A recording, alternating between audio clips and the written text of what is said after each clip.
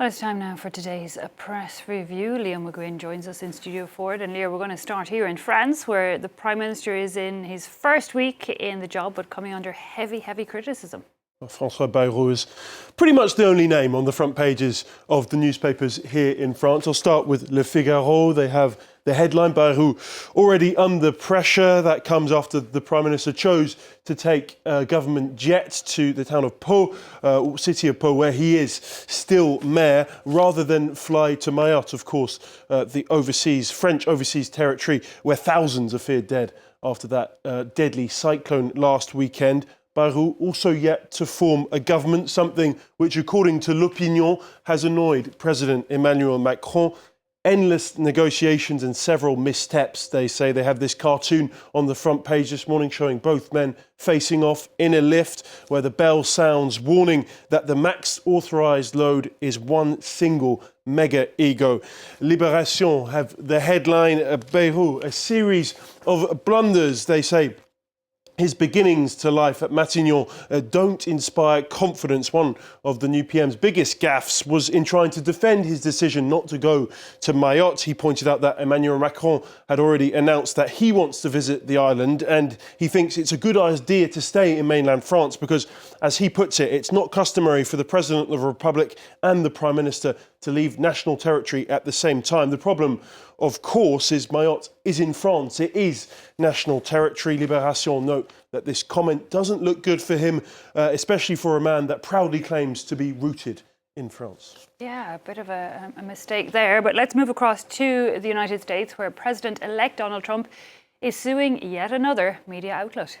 The newspaper in question this time is the Des Moines Register. You can see it at the bottom of their front page this morning. It all revolves around a poll published just a few days before the presidential election that suggested Kamala Harris would win the state of Iowa. The pollster in question was Jay Ann Seltzer, who is also being sued. Her poll predicted Harris to win by 3 points. At the time, that did baffle a lot of people, considering Trump won by 8 points in 2020 and ended up winning Iowa by a whopping 13 points this time around. The president-elect has called it fraud and blatant election interference. Now, I want to show you the headlines in the country's two biggest newspapers, and they're remarkably similar. The Washington Post, Trump sues Des Moines Register, escalating attacks on media. The New York Times, Trump sues, escalating threats against the media. They make the point that Trump has long said that people he claims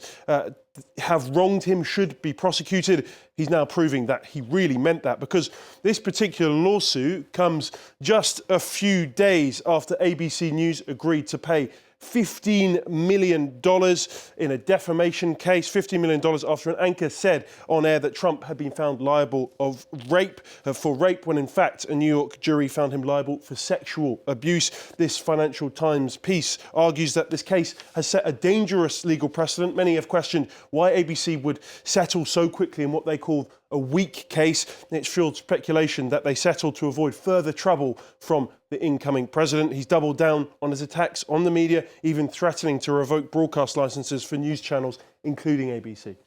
Okay, definitely one to watch. But meanwhile, one of Trump's biggest allies making headlines, notably in the UK, Elon Musk, apparently ready to make a large donation there. You can see the headline on the front page of The Telegraph, and you can see Elon Musk front and centre. Musk ready to bankroll Farage.